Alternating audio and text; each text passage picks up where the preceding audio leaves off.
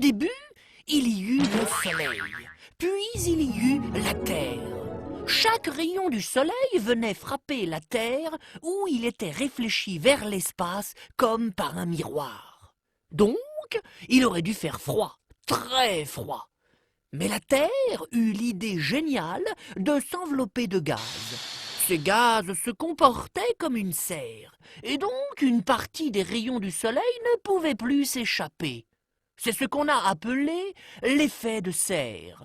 Ce couvercle naturel rendit la température de la Terre propice au développement de la vie.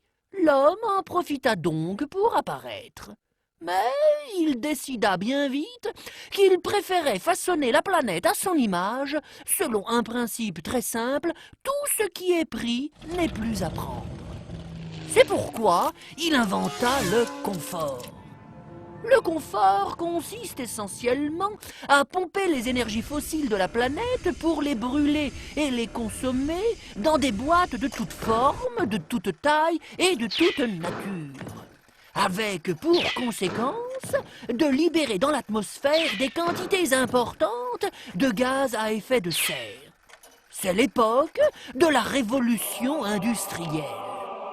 Mais plus les hommes étaient nombreux, plus ils avaient besoin d'énergie, plus ils alimentaient leurs boîtes et plus la concentration des gaz à effet de serre s'élevait dans l'atmosphère. Dès lors, les rayonnements infrarouges de la Terre, piégés par l'enveloppe de gaz à effet de serre, provoquèrent le réchauffement de la planète et la Terre finit par se comporter comme une cocotte minute.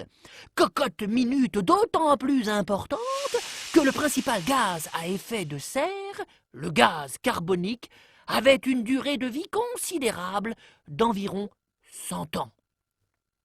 La Terre s'est donc réchauffée de 0,7 degrés depuis l'année 1900. Mais le plus inquiétant est que les savants les plus savants prévoient un réchauffement pouvant aller jusqu'à 6,4 degrés d'ici à l'an 2100. Il leur suffit pour cela de constater que la courbe de température de la Terre a très exactement la même forme que la courbe de concentration de l'atmosphère en GES, gaz à effet de serre.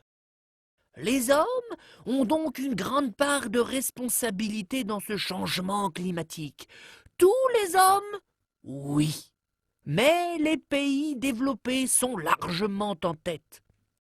Encore plus grave, le changement climatique entraîne la fonte des glaciers et de la banquise, la montée des eaux des océans, les inondations, la sécheresse, etc., etc. Bref, toutes sortes de choses anormales qui mettent l'homme en danger et qui menacent au plus haut point son confort. Une augmentation de juste 1,4 degré serait plus importante que tout ce que l'on a connu au cours des 10 000 dernières années. Les bouleversements ont commencé. Il est donc grandement temps d'agir si l'on veut sauver notre monde, voire notre civilisation.